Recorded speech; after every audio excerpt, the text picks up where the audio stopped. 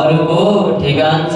साकेतमा गयो भने रामजी भेटिनुहुन्छ, गोलकमा गयो भने भगवान कृष्णजी मुरली मनोहर वंशीधर श्याम सुन्दर भगवान भेटिनुहुन्छ।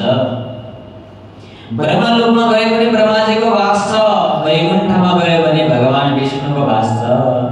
अब शिवको वास हेर्नु त, न घर छ न थर छ, न आदि छ न अन्त छ।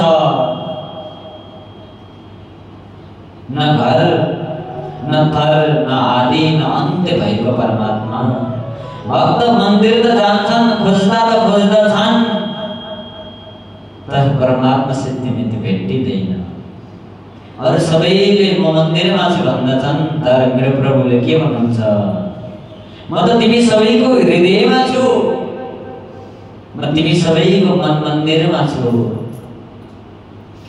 यदि तिम्रो मनको मन्दिरमा मलाई राखेका छैनौ भने संसारका जतिसुकै भयंकर ठुला विकराल मन्दिरमा गएर पनि तिमीले मेरो दर्शन प्राप्त गर्न सक्दैनौ।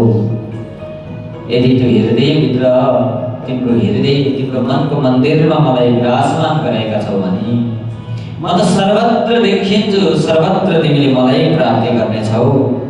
बाबाले बार बार भनिरहनु